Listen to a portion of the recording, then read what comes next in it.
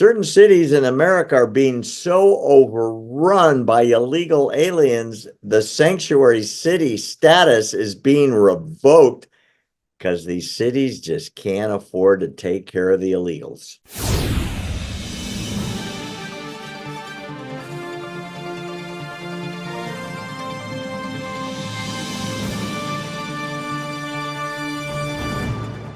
Claire, I know you're very involved with the border in education of Americans as to how our sovereignty is being infringed upon by basically an open border policy, contrary to what Alejandro Mayorkas might say in front of a congressional committee, and contrary to what the presidential press secretary lies about at the briefings. The border is open. In my hometown of San Diego, they're being overwhelmed. I watched a video this morning, 75 or 100 migrants coming up to the fence, Border Patrol on the other side.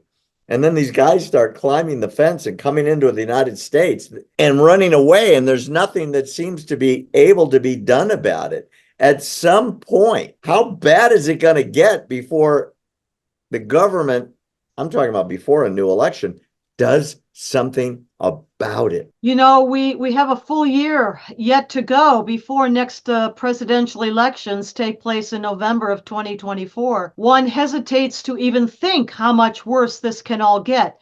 But what is happening is that as these illegal aliens flood into the country, not only are monthly records being smashed just about every month, but the destination cities where they're being bused and flown at taxpayer expense, those sanctuary cities are beginning to rethink a little bit their sanctuary policies.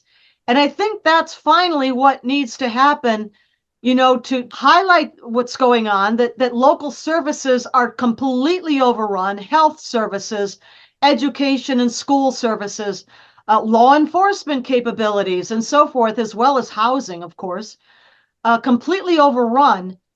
And now even the deep blue Democrat mayors of some of these sanctuary cities who were piously pronouncing their sanctuary credentials not so long ago are begging the federal government for assistance. They want more money, of course, not a change in policy, but a change in policy is what we really need.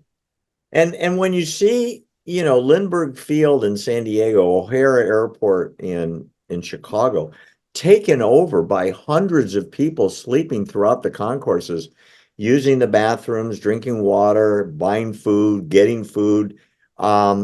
Travelers are being impacted by constant interaction with people who look like foreign warriors in some cases, with the Chinese and some from South America. They look like they're ready to go to war, and they're living in the airports illegally. And as you said, and this is really ironic, all these sanctuary mayors that ran on a policy that our city, Chicago, New York, Philadelphia, are open, are freaking out. They don't have the money, the facilities, or the manpower to deal with the problem. At what point do we fix it, or do we have to wait for the election? I certainly hope we don't have to wait an entire another year, but you got at a point there, Barry, that I think bears emphasis, and that is that so many of these illegals who are filling up the cities and the airports and the sports fields and everywhere else that there's room to put them are young, single, military-aged men, including an awful lot from places that are countries of concern. Special interest aliens is the official category they fall into, including over 100,000 from China alone. We've talked about the jungle tigers before, but also other countries of concern, places that are prone to be hotbeds of Islamic terrorism. At some point, I think before the next year is up, a breaking point's going to be reached. I hope it's not something worse, although recent warnings from FBI Director Christopher Wray and others are telling us that all the alarm lights are blinking red in terms of threat level for terrorist attacks in the homeland. Yet the border stays open.